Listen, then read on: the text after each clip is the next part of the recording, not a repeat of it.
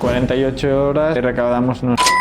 Lanzamos la aplicación y validamos. Fueron 20.000 descargas. ¿Cómo convencemos a niños de 14 años a usar ese teléfono? Realmente están mucho más concienciados de lo que nosotros pensábamos. Reconocen, incluso sus padres están adictos al móvil. La media de uso de Balance Phone está a 1 hora 40. La normal, 4, casi 5. No vendemos un móvil, sino que vendemos tiempo. La media que empiezan a tener un móvil es a los 11 años. Si no necesita un móvil, no le deis un móvil. Claramente no sabes nada cuando empiezas. No tener miedo y probar a ver qué sale. Mi tiempo lo estoy dedicando en cosas, esas son las cosas que me hacen feliz. ¿Cuál ha sido el beneficio neto o pérdidas este año?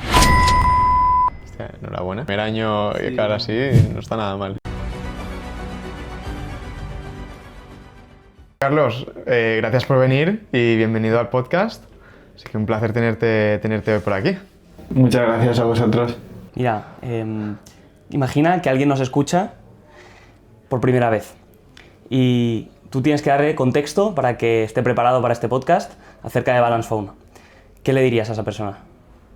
Que le cuento un poco sobre Balance. Sobre vuestra trayectoria, cómo empezó y qué estado tiene actualmente. Vale, no, pues mira, Balance Phone es una startup que nace en 2023, la fundamos Albert y yo, cuando nos damos cuenta muy de primera mano que no nos gusta la relación que tenemos nosotros con el móvil. Somos gente que nos gusta hacer deporte, nos gusta quedar con amigos, nos gusta hacer 1000 cosas y nos veíamos que pasábamos tardes consumiendo contenido en un móvil. Esto era algo que no nos gustaba y hubo un momento en que hablándolo nos empezamos a obsesionar mucho con este problema. Lo empezamos a ver mucho en gente de nuestro alrededor, en nuestras parejas, en nuestros amigos, en nuestras familias, que todo el mundo estaba enganchado a una pantalla. Y ahí es donde decidimos hacer algo al respecto, intentar solucionarlo. Vimos que con lo que había en el mercado no lo podíamos solucionar y de ahí nace un poco Balance Phone, que después entramos en detalle de qué es y qué hace y tal y cual. Sobre Balance Phone vamos a hablar mucho más, ¿no? Yo sí que tengo una pregunta muy concreta, pero después quiero que tiremos hacia atrás, más hacia los inicios. Pero una cosa que has dicho es, vimos que no había, en el mercado no había nada que lo solucionase. ¿A qué te refieres con ello? O sea, ¿qué es lo que tal vez te faltaba en el mercado? Sí, o sea, nosotros probamos varias soluciones. Fue un proceso muy orgánico de decir, mira, no me gusta pasar tanto tiempo con el móvil, ¿qué puedo hacer para reducirlo? Y empezar a buscar soluciones. Entonces, probamos aplicaciones de límites de tiempo de uso, vimos que eran demasiado fácil de saltar, entonces esto no nos lo solucionaba. Probamos un paso más radical, que es el de comprarnos un Nokia de hace 10 años, de decir, guau, si no podemos confiar en nuestra fuerza de voluntad, vamos a ser muy radicales y nos pasamos a un Nokia que solo llama y con eso seguro que reducimos screen time. Y efectivamente reducimos mucho screen time, pero echamos de menos muchas cosas que necesitábamos para vivir en el día a día. Entonces vimos que no teníamos Google Maps, que no teníamos Spotify, que no teníamos WhatsApp, que a día de hoy es demasiado es relevante o necesario. Y ahí es donde vimos este espacio demasiado largo o demasiado amplio entre lo que es el Nokia y lo que es un smartphone. Entonces creemos que hay espacio en medio para una nueva categoría, que es la que queremos liderar nosotros, que es un poco un híbrido entre un dumb phone y un smartphone que tenga lo mejor de los dos mundos. Y ahí es donde intentamos posicionar Balance Phone nosotros. Y ahí os tiráis a la aventura. Ahí nos tiramos a la aventura, decimos, ostras, el móvil que yo quiero es un móvil donde no hay todas estas aplicaciones adictivas, pero a la vez no tengo que renunciar a todas estas aplicaciones o servicios que necesito para vivir hoy en día. Y esto es lo que es Balance Phone al final. Pues yo ahora sí que te quería tirar hacia atrás un momento, porque tirarse la aventura es complicado, sí. Pero por lo que tenemos entendido, ¿no? En vuestro caso, de hecho, tú con Albert ya os conocías desde pequeños, habíais incluso probado varios proyectos, creo que también tú personalmente o con él habíais probado alguno de camisetas cuando eras pequeño. Sí. Y, hostia, cuando ves a alguien que tiene tantos intentos, ¿no? Dices, ¿de dónde sale esa inquietud emprendedora? ¿Crees que hay algo concreto? ¿Es genético? ¿Se ha inculcado? Hostia, no lo sé, te devolvería la pregunta, pero no lo sé. Sí que sé que nosotros con Albert, nosotros nos conocemos desde que tenemos 3 años y vamos al cole juntos y somos prácticamente mejores amigos desde entonces. Siempre los dos hemos tenido esa curiosidad o interés por los negocios, por productos y marcas que inspiran, y siempre habíamos ido compartiendo de forma muy natural o cosas que nos gustaban y las íbamos comentando, o problemas que veíamos y que queríamos como solucionar, que teníamos nosotros en nuestro día a día y que podían ser una potencial empresa. Entonces sí que es verdad que cuando teníamos 16 años hicimos una marca de ropa, o sea, algo muy anecdótico, pero que ya nos lo pasamos muy bien. Y yo creo que los dos sabíamos que queríamos emprender en algún punto. También sabíamos que queríamos hacerlo juntos, y cuando salió esta oportunidad o empezamos a verla tan clara, dijimos, hostia, igual ahora es el momento de lanzarnos, ¿sabes? Y ahí intentamos. Perdón. ¿En casa tenéis referencias a emprendedores? ¿O era algo innato de con 16 años dices, oye, quiero ponerme a vender camisetas? Ya, es que no sé de dónde viene, sinceramente. En casa no hay una gran referencia emprendedora que hayamos conocido, ni de su familia, ni de mi familia. Pero no sé, la verdad es que no sé. Curiosidad y interés y ganas. Y te voy a decir una cosa, en esa experiencia de las camisetas, tengo entendido que en el colegio fueron los que os dijeron que basta ya y que no se podía continuar, ¿no? Eso es verdad, sí. Un día el director de la escuela vino y nos dijo, hostia, no podéis estar vendiendo o haciendo acciones comerciales en el cole, si queréis hacerlo fuera, pero no podéis hacerlo en el cole y tal.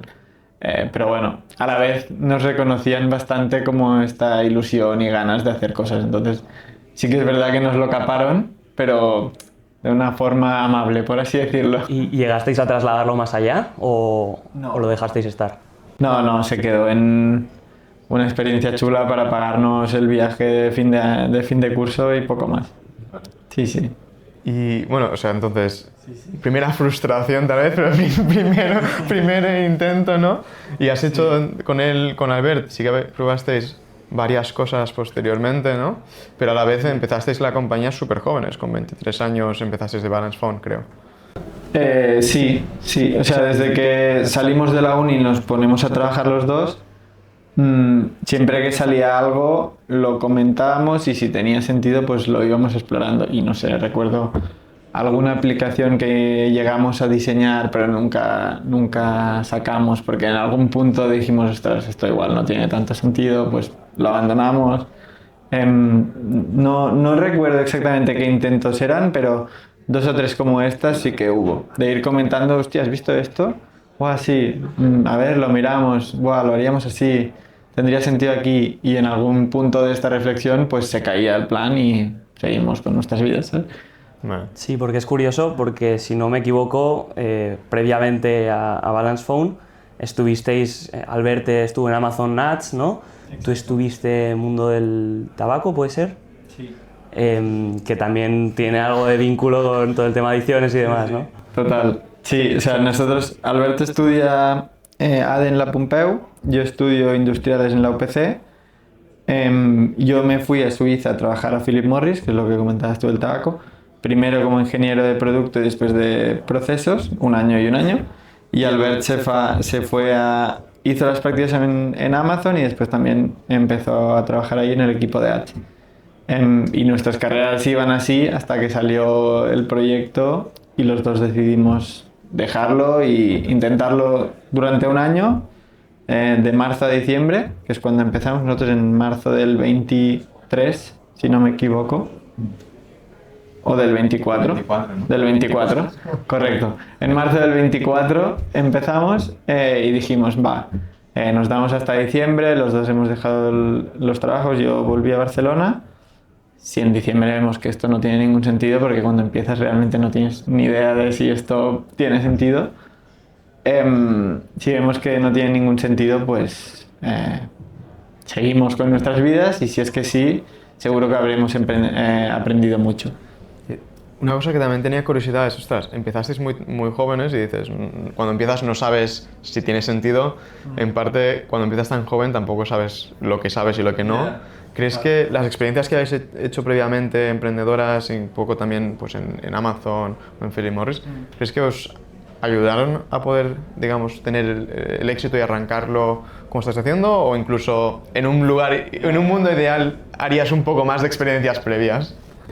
Yo creo que en un mundo ideal haría más, porque sí que estoy seguro que nos ayudó el haber visto, en este caso son dos multinacionales, pero yo entender cómo funciona un equipo, al verme acuerdo que traía varios valores de Amazon que a lo tonto sirven mucho y que van muy bien. O sea, 100% haber hecho cosas te ayuda antes. Creo que como más mejor, pero a la vez, desde mi punto de vista personal, la etapa de tu vida donde puedes arriesgar yo creo que es ahora también. Entonces, un equilibrio entre haber hecho algo antes y después poder empezar, pues sí. Pero es verdad que no, claramente no sabes nada cuando empiezas, o sea, ni hoy, pero ahí es no tener miedo y probar y ya, a ver qué sale. Claro. Y ahora ya, bueno, como decías, finaliza esta etapa y empezabais en marzo de 2024 con la aplicación inicial, ¿verdad? Esto que comentabas. Cuéntanos cómo fue el proceso de desarrollarla y bueno, entiendo que pivotasteis bastante desde ese momento a lo que sois ahora, obviamente. Entonces también cuéntanos si consideras que pivotar en tantas ocasiones ha sido positivo, que probablemente lo haya sido. Y bueno, si aprendisteis lo suficiente para el momento en el que estabais pivotando o fue demasiado precipitado en algunas ocasiones. No, o sea, nosotros fuimos descubriendo muchas cosas. Cuando en marzo lanzamos una aplicación, era un poco una prueba piloto con el objetivo de validar, o sea, queríamos ver si tenía sentido lo que estábamos haciendo. Nosotros sabíamos que teníamos un problema que nos gustaría solucionar. No sabíamos si había más gente que quería lo mismo. Intuíamos que sí, pero obviamente nunca sabes. Entonces lanzamos la aplicación y validamos que había demanda, porque realmente cogió bastante tracción. Creo que fueron unos 20.000 descargas más o menos de forma orgánica a través de un post de LinkedIn y algo de publicidad, pero muy, muy poco. Entonces ahí validamos que realmente sí que había más gente como nosotros que quería solucionar esto. Y después validamos también o descubrimos varias oportunidades. La primera, lo que sería el primer móvil de un niño. O sea, vimos que muchas familias nos escribían pidiendo o diciéndonos que esto era una solución perfecta para el primer móvil de sus hijos, que realmente ellos tenían un problema muy grande en casa porque cuando sus hijos tienen entre 10 y 14 años empiezan a pedir un móvil, pero obviamente da mucho miedo darle un móvil, un smartphone normal a un niño porque no está preparado para gestionar todo el contenido que viene de la mano de un móvil. Entonces tenían este gran problema en casa y ahí descubrimos un poco que nuestro next step tenía que ser un hardware propio, porque necesitábamos que la solución viniera integrada con el hardware y que no te la pudieras borrar de ninguna manera, o sea, que fuera irreversible. El tema de la aplicación es que nos fue muy bien a nosotros para validar que realmente tenía sentido y realmente vimos que era muy efectiva porque la gente que la usaba pasaba a usar su móvil 1 hora y media más o menos de tiempo de uso. Entonces vimos que nuestro producto solucionaba el problema, pero el poder borrarte esta aplicación hacía que dejara de ser efectiva, porque igual que te la instalas, te la borras y vuelves a tus hábitos anteriores. Entonces de ahí entendimos muy bien la necesidad de sacar un hardware propio donde el sistema viniera integrado de forma irreversible. Entonces eso nos llevó a hacer una campaña crowdfunding.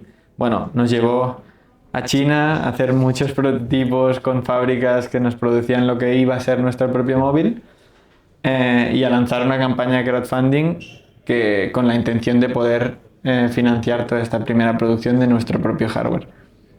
Y ahí fue el segundo pivot que comentas tú, que es darnos cuenta de que no tenía sentido hacer nuestro propio hardware porque entrábamos en un riesgo financiero enorme y riesgo de calidad enorme, entendiendo que nuestro valor al final viene más de la parte de software que del hardware, pero seguíamos necesitando que nuestro software viniera de forma irreversible en el hardware que tú compras como cliente.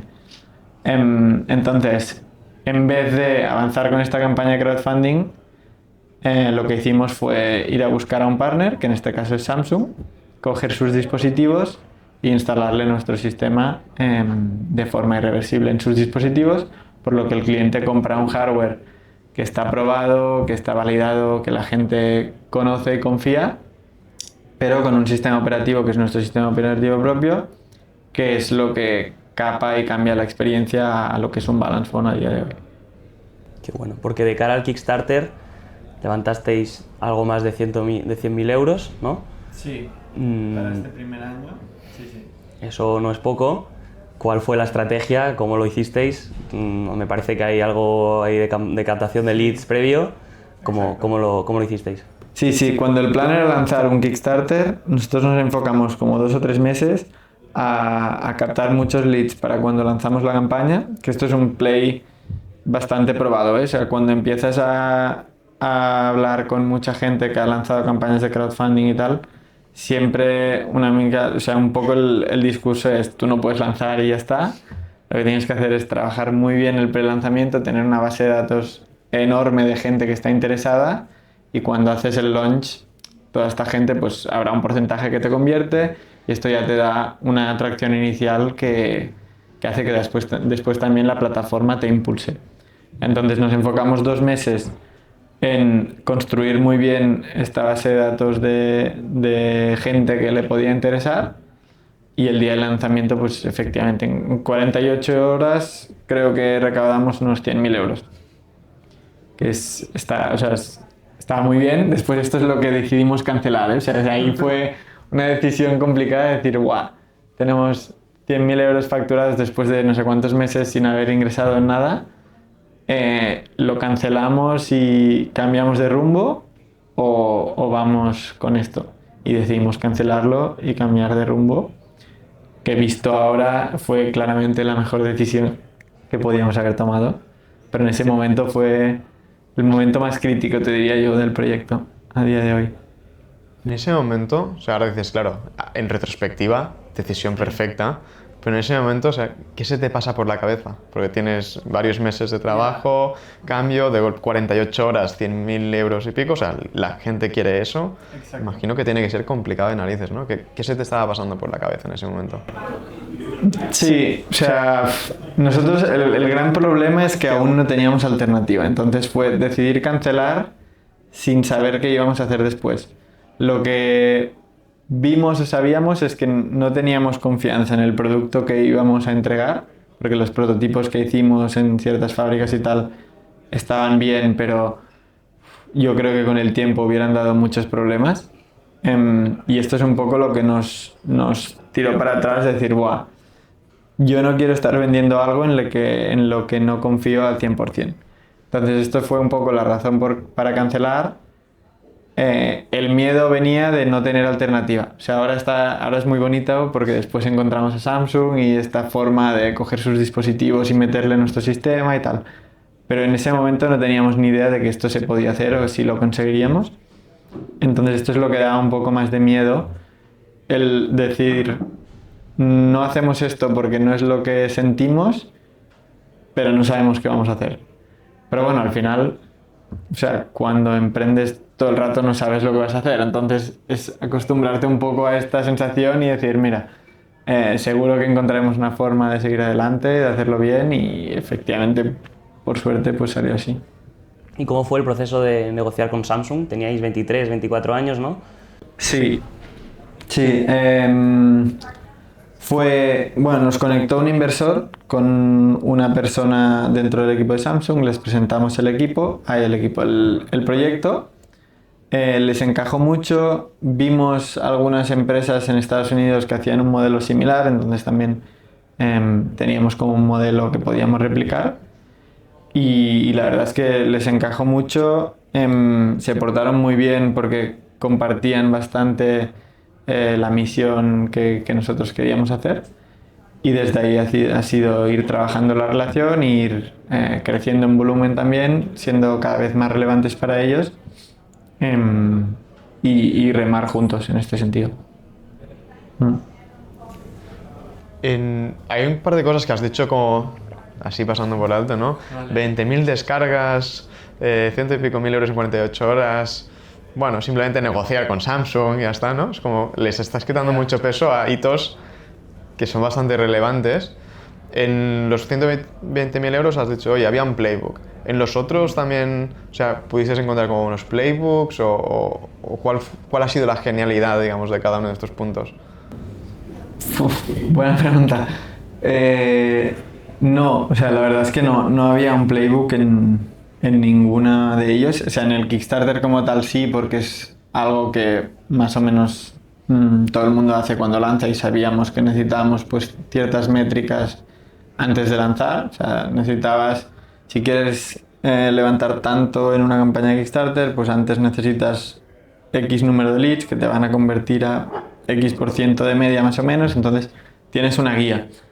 En lo demás no, o sea, de hecho nosotros conseguimos 20.000 descargas como comentábamos y no teníamos ni idea de si era mucho o poco. O sea, y yo creo que a día de hoy sigo sin saber si es mucho o poco. Sabíamos que para nosotros era suficiente para validar que había gente interesada en esto y son pequeñas señales que te van como diciendo que algo estás haciendo bien o algo ahí. Hay una parte de intuición también, de decir, vale, creo que tiene sentido, yo creo mucho en esto y además veo pequeñas señales que me indican que esto pues puede tener sentido.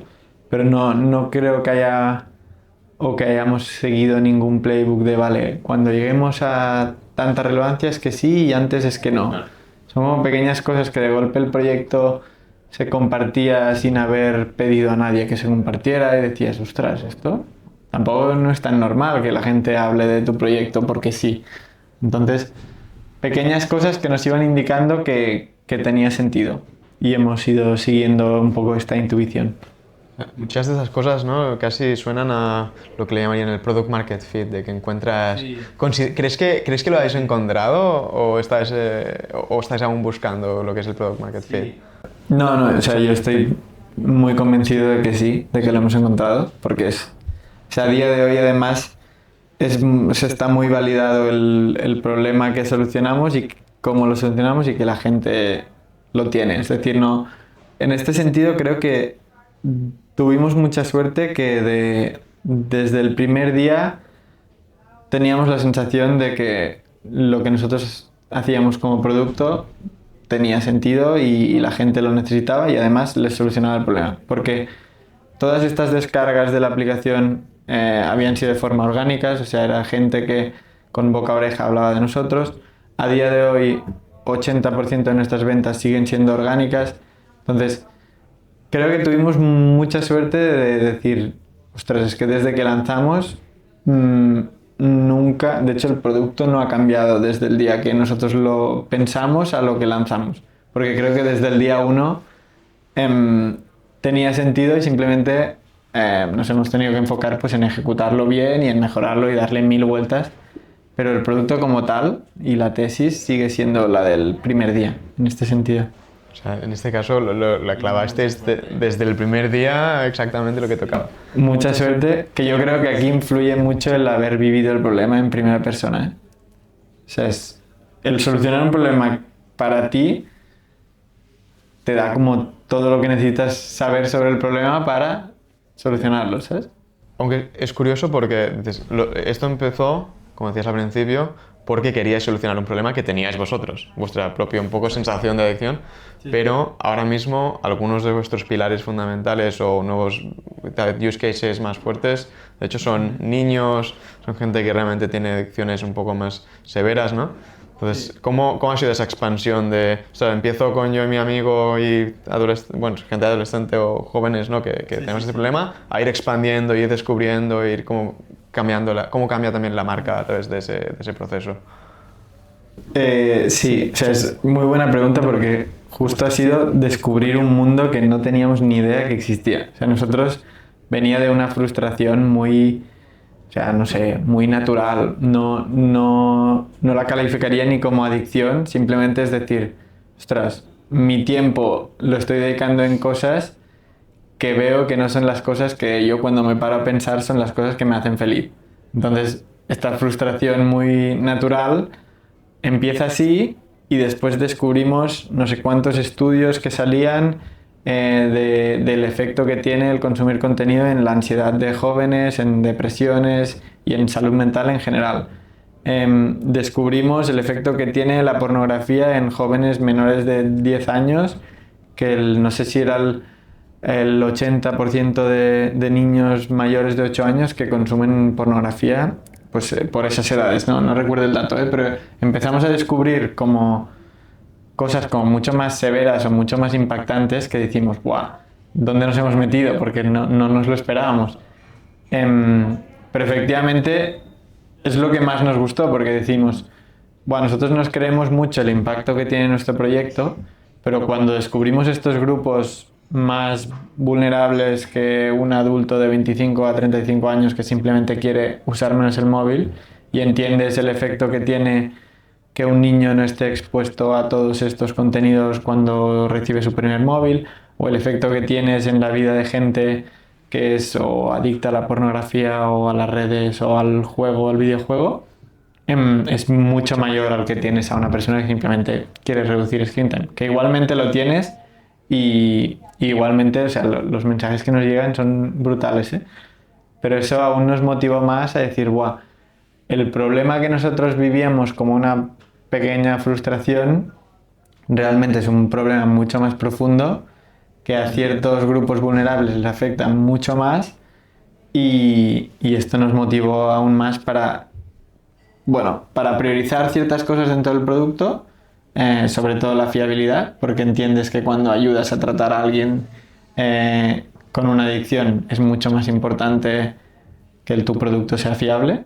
Entonces todo nuestro foco ha sido en esto y en tema de marca igual no ha cambiado tanto porque seguimos siendo una marca que queremos como inspirar a vivir fuera de las pantallas y a conectar contigo mismo y a usar el tiempo de forma intencional, pero obviamente o sea, va de la mano el solucionar el problema con vivir de esta manera. Comentabas que recibís respuestas, imagino que debe ser una gran satisfacción a veces, o sea, el recibir feedback y ver que lo que estás creando realmente está generando impacto real.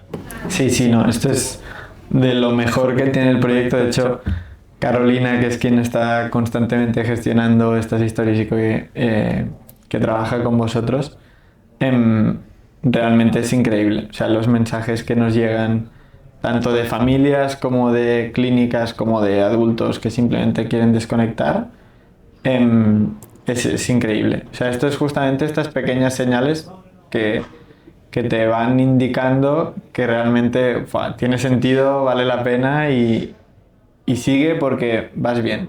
Pues este es un poco. Qué bueno. Claro, porque yo entiendo que el gran valor de vuestro proyecto es que ofrecéis algo irreversible, ¿no? Tú te compras un Balance Phone, no hay manera de volver atrás. Tenéis ahora mismo 2 modelos, ¿verdad?, de teléfono y luego un tercer formato, digamos, que es una suscripción al sistema operativo de Balance Phone. Sí. Mi pregunta, que igual molesta un poco, es si es reversible este sistema operativo, es decir, es una suscripción anual. Si yo el segundo año decido no renovarla, ¿qué sucede? Sí, o sea, si es irreversible para el usuario, es reversible para nosotros. Entonces, si a veces una familia nos escribe y dice, mira, mi hijo ahora ya tiene 16 años y quiero quitárselo, que tenga un móvil normal, nos escribe, pasa un proceso de validación, entonces sí que se le podemos quitar nosotros. Lo que nunca puede hacer el usuario es quitarlo él de forma directa. De hecho, incluso se esperan entre 24 y 48 horas para meter el máximo de fricción en este proceso, que hay gente que a veces nos ha escrito, quítamelo, y al cabo de una hora o así dice, bueno, no, es igual, ya me lo quedo, ¿sabes? Porque realmente es este autoengaño. Pero bueno, sí, nosotros podemos hacerlo reversible, el usuario como tal no. Oye, ¿hay algo que tú personalmente usas Balance Phone también, ¿no? Sí. ¿Hay algo que eches de menos de Balance Phone? Ya, lo pienso bastante. O sea, la realidad es que no, pero el proceso que hemos pasado es es que te das cuenta que no te interesaba tanto todo eso que mirabas. Y obviamente lo sigo consumiendo, siempre decimos que no somos anti-tecnología ni anti-redes. Nosotros seguimos consumiendo redes sociales, pero en otros dispositivos y de forma como más intencional de, mira, coges el ordenador, te estás media hora y te vas. Y además es mucho más incómodo, por lo que pierdes bastante interés. Pero no, la realidad es que no, porque intentamos justamente que no tengas que echar nada de menos. Igual que todo el mundo se focaliza mucho en lo que está bloqueado y decimos, no tienes esto. Pero para nosotros es igual de importante lo que no tienes como lo que tienes, porque volviendo a los inicios, cuando nosotros hicimos el cambio a un Nokia, lo que más nos frustraba era justamente no poder tener estos servicios. Entonces, es igual de importante que no estés expuesto a nada y ser muy fiables en que no se nos escape ningún tipo de contenido adictivo que se pueda consumir en un Balance Phone, como que no eches nada de menos. Entonces estamos muy centrados en esto y de hecho con el feedback de usuarios lo vamos calibrando todo el día, ¿eh? O sea, Claro, porque tenéis una estimación más o menos de las horas que se reducen utilizando Balance Phone, el promedio de uso de vuestros usuarios. Sí, la media de uso de un Balance Phone está en 1 hora 40 y poco. La media de uso normal está entre 4 muy largas, casi 5, incluso en jóvenes bastante más. Entonces siempre decimos, de hecho, que no vendemos un móvil, sino que vendemos tiempo, porque te vendemos 3 horas al día, que es lo que recuperas. Sí. ¿Dónde vendéis actualmente? Pues mira, nosotros vendemos todo a través de nuestro canal de e-commerce a día de hoy. 50% de las ventas son en UK, porque es un mercado que a nosotros nos ha traccionado muy bien. Bueno, creemos que porque hay una conciencia un poco más grande que aún la que hay aquí. 20% es en España, 20% en Irlanda y después lo demás son un long tail de países europeos que son menos relevantes, pero a día de hoy es así. Creo que es bastante espectacular todo lo que nos estás contando, ¿no? El valor que está aportando, lo que habéis logrado. Ahora vendéis en varios sitios, 50% en UK. ¿Dónde crees que esto acabará, por ejemplo, el próximo año, ¿no? O sea, ¿te imaginas wholesale, te imaginas otros países, es el mismo foco, use cases? ¿Cómo evoluciona esto? Sí, nuestro foco este año es en hacer muy bien el digital, porque es algo, creo que lo he comentado antes muy rápido, pero a día de hoy este primer año nuestro ha sido muy enfocado en construir producto y operaciones que nos permitan escalar. De hecho, en el equipo no teníamos a nadie del ámbito comercial. El 80% de las ventas han venido de forma orgánica, de gente que nos recomienda y que nos conoce y que habla de nosotros.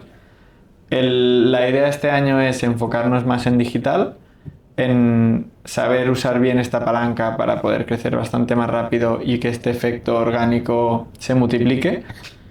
Y empezar a incorporar un equipo comercial que nos permita hacer los primeros pilotos en retail, en operadoras, en pequeños distribuidores para empezar a entender estos otros canales y después empezar a explotar mejor. ¿Cerraste 2025 siendo 5 personas, puede ser? ¿7? Sí, entre 6 y 7. Sí, personas. Vecina. O sea, ¿cuál es el secreto? Ya, no lo sé. Yo te voy a hacer una pregunta más fácil, que es que si vuestros amigos y familiares utilizan Balance Phone. Quizás no es tan fácil. No, de hecho no tanto, porque de primeras no. O sea, de hecho yo recuerdo muchos amigos nuestros que nos decían que para ellos no tenía mucho sentido o que estaban como lejos del target. Y ha sido curioso porque en los 2 años casi que llevamos, cada vez es como que han pasado por ese proceso de reflexión y cada vez están más cerca de probarlo. Sí que tenemos nuestras parejas que usan Balance Phone, no sé si por obligación o por voluntad, pero ahí ya. Y algún amigo sí, pero en general pocos, sí. Pues yo te voy a pedir ayuda, porque Vale. cada Navidades yo cojo a todos mis primos y les pido que me enseñen el tiempo de uso del teléfono. Son todos niños más bien pequeños, adolescentes o niños pequeños. Y me imagino, ostras, creo que para ellos un balance phone sería la leche, pero si se lo tuviésemos que meter, creo que costaría muchísimo. Entonces, ¿cómo convencemos un poco pues a tal vez niños de 14 años, 15 años a usar este teléfono? No, es muy buena pregunta. De hecho, nosotros nos sorprendimos mucho porque fuimos a hacer varias charlas en algunas escuelas de por aquí de España y nos sorprendimos mucho porque eran el propio niño quien hacía el pitch de Balance Phone. Es decir, primero nos sorprendimos mucho porque realmente están mucho más concienciados de lo que nosotros pensábamos. O sea, realmente ellos son los primeros que reconocen que incluso sus padres están adictos al móvil y están todo el día con una pantalla. Entonces, son más conscientes de lo que nunca hubiéramos dicho y a la vez ellos lo ven como una ventana de oportunidad de poder tener móvil antes, de alguna forma. Es decir, a día de hoy la media a la que empiezan a tener un móvil es a los 11 años y de hecho nosotros siempre decimos, si no necesita un móvil, no le deis un móvil, eso es clarísimo. Pero cuando tienen 12, 13, sus padres muchas veces no quieren darles un móvil aún y cuando el niño hace un pitch de Balance, muchas veces le acaban comprando un Balance Phone porque dicen, bueno, si puedes tener WhatsApp, Google Maps y empiezas a venir solo a casa de la escuela y tal, esto sí que me tiene sentido o me hace sentido y acaban siendo los propios niños los que nos venden el Balance Phone. Así nosotros nos sorprendimos muchísimo, pero la realidad es que es para ellos al final lo que quieren o lo que nosotros hemos entendido que quieren es poder estar conectados con sus amigos en un grupo de WhatsApp y no estar tampoco left out, digamos, ¿sabes? Y eso les permite estar en el grupo del cole, hablar con sus amigos por la tarde, quedar por la tarde, sin tener que tener un móvil normal, que es lo que un padre no quiere. O sea, es casi el hecho del padre que no quiere dar el teléfono, es la oportunidad, ¿no? Del niño y de Balance Phone. Exactamente, sí, sí. ¿Y crees que también hay parte de... es una moda el estar más in real life? ¿No? Porque al menos a veces en nuestros entornos se empieza a ocurrir, ¿no? Que el in real life está como volviendo a la moda, el verse en persona. ¿Crees que esto es parte, o sea, lo veis vosotros generalizado? ¿Cómo veis esta evolución? Sí, esto es otro factor de suerte que hemos tenido nosotros, que realmente justo cuando empezamos el proyecto pues ha habido una ola de concienciación y de movimiento social en contra de las pantallas porque se ha empezado a entender que esto no es beneficioso. Pero hay parte de moda, 100%. O sea, ahora lo dicen que el 2026 va a ser el año de Analog y Analog is coming back. Pues claramente esto es algo que por suerte nos favorece y nos empuja. Sí, sí. Yo tengo algunas preguntas también un poco más, incluso pensando a futuro, ¿no? De objetivos, de cómo, porque al final estáis en una tendencia, entre comillas, ¿no? De, pues, el analog, el in real life, que se está yendo muy bien. Tenéis una empresa que con muy poca gente, muy pocos recursos, habéis logrado mucho. No te voy a pedir sobre los secretos de cómo lograrlo, pero sí te quería preguntar, oye, ¿cuál es tu ambición absoluta, ¿no? ¿Cuál es tu objetivo máximo? Si esto funciona, todos los planetas se alinean durante los próximos 3-5 años, ¿qué ocurre con Balance Phone? ¿En qué se transforma? Sí, o sea, nuestra obsesión es el poder crear esta categoría de en medio entre lo que es un dumbphone y un smartphone. Si realmente se convierte en la norma el entender que tus opciones no son o un Nokia o un iPhone, sino que hay un espectro entre estos dos mundos que te puede encajar, para nosotros es un poco el win. Es decir, igual que hace 20 años no se veía tan raro que un niño fumara, nosotros creemos que... sí, siempre hacemos esta comparación, pero es bastante acertada en el sentido de que a día de hoy no se ve con malos ojos que un niño esté con un móvil, prácticamente. y creemos, o nuestra misión es un poco que a 5 o 10 años realmente se entienda que es igual de perjudicial el ver a un niño que está fumando al ver a un niño de 6, 7, 8 años con un smartphone haciendo scroll en TikTok. Entonces, creemos que si somos capaces de cambiar un poco esta narrativa, que obviamente no somos los únicos empujando en esta dirección, y esto es algo que nos ayuda muchísimo porque es literalmente estamos surfeando un poco un movimiento social. La idea es poderlo liderar y ser referentes dentro de este espacio. Si conseguimos esto en 3, 4 o 5 años, para nosotros es el objetivo. ¿Y esto cómo crees que se traduciría en cuántos móviles estás vendiendo? ¿Cuánta facturación estáis haciendo? Ya, no lo sé. Es que yo estas preguntas nunca las respondo porque es que me es imposible de imaginar. Es decir, incluso con inversores que siempre quieren un plan clarísimo, yo le digo, es que es imposible que te diga a 2 años. O sea, a ver, imposible. Obviamente tenemos un plan, pero es tan difícil saber lo que va a pasar a 2, 3 años, porque a mí me preguntas hace 6 meses si estaríamos donde estamos hoy y te digo que es imposible, ¿sabes?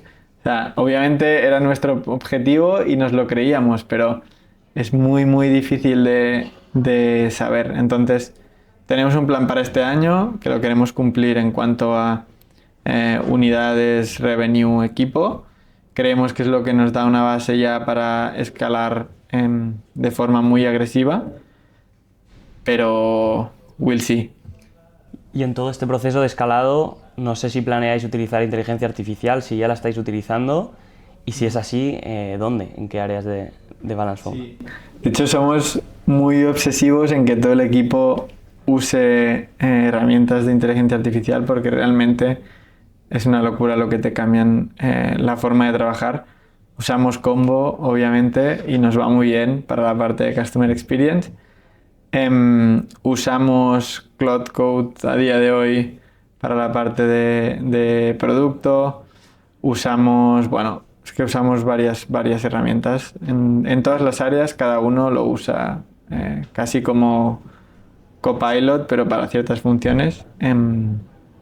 Y realmente es increíble, ¿sabes? ¿Cuál es el mayor impacto que ha tenido en algún área de negocio? O sea, por ejemplo, nosotros Cloud Code también lo estamos usando, ¿no? Y que es el último modelo que ha salido es la leche. Entonces, no sé si en vuestro caso, ¿dónde estáis viendo como el mayor impacto de usar estas tecnologías? Sinceramente, igual te respondo yo por mi sesgo de producto operaciones, pero sinceramente en la parte de atención al cliente. Con Combo y por una parte de analítica que nosotros hacemos internamente con N8N, pero es lo más diferencial porque era una parte donde nosotros perdíamos muchísimo tiempo, que a la vez nosotros nos tomamos muy muy en serio porque es realmente la experiencia y la interacción que tiene nuestro cliente con nosotros, y el poder optimizar esto con herramientas como la vuestra y con inteligencia artificial es increíble. O sea, el efecto que tiene es increíble, porque además es un trabajo complicado, porque tienes que gestionar problemas de gente, pero lo tienes que hacer muy bien, porque transmites mucha parte de marca y mucha parte del valor de tu empresa lo transmites a través de estas interacciones. Entonces, es algo que nos tomamos muy en serio y que realmente tiene mucho impacto ahí. Pues es una parte, de hecho, o sea, nosotros obviamente la parte de Customer Experience es la que tocamos más, ¿no? Y muchos clientes a veces tienen ese miedo a cómo reaccionará la IA, lo hará bien, representará. En vuestro caso, estabas aludiendo un poco a ello, ¿no? Pero ya por curiosidad, ¿cómo veis la IA versus, por ejemplo, un humano a nivel de trato, a nivel de calidad de las respuestas? ¿Veis grandes diferencias? ¿Es muy similar? ¿Cómo lo...? No, bien, o sea, yo tenía mucho este miedo. De hecho, no sé si os lo trasladé en su día, pero yo lo tenía mucho justamente porque nos lo tomamos muy en serio y creemos que es muy, muy importante. Y no, la verdad es que muy bien. O sea, fue sacarse el miedo, probarlo, y la realidad es que contesta como si fuera un humano. Si le calibras bien el tono, la experiencia que le ofreces a la persona que te escribe, yo estoy convencido que lo prefieren así, porque además tiene una respuesta rápida, aunque no sea una respuesta accurate, es tiene una expectativa de respuesta de después porque te conecta con un humano y tal. Y la experiencia la mejora 100%. ¿Algún área ahora mismo que estéis pensando en implementar IA o que os gustaría pues, incorporar esto? No sabría decirte. En la parte de go-to-market igual, pero estamos empezando a explorarla, entonces de momento bien. A nivel de, hablando también de planes de futuro, aunque no hagamos muchos, hay un punto donde viendo vuestros modelos, o sea, tenéis dos, uno es como gama alta, el otro es más gama media, ¿no? Con el precio no me acuerdo exactamente, pero que son 200 y pico, puede ser. Justo. Y el otro teléfono, ¿cuánto? 699. Claro, hay un gap bastante grande entre los dos. Sí. Y hay teléfonos o gente que potencialmente diría, oye, pues que si no voy a usarlo para, entre comillas, nada, tal vez es incluso caro, ¿no? ¿Esto es un tema que lo ves, que os planteáis potencialmente incluso sacar nuevos modelos o cómo lo...? No, esto lo tenemos bastante resuelto con la suscripción. Es decir, nosotros ofrecemos un modelo que es entry level, que está bastante pensado para el caso de uso de primer móvil de un niño, aunque la mayoría de adultos nos compran también este modelo porque al final es lo que decías tú. Si lo usas poco, no necesitas ni que sea muy rápido, ni que realmente va perfecto. O sea, no, es más que suficiente. Después tenemos el modelo Pro, que es el que tiene mejor cámara y mejor rendimiento, que es más para gente que viene acostumbrada a un uso pues, de un iPhone o de un móvil Android de gama alta, y por eso sacamos el Pro.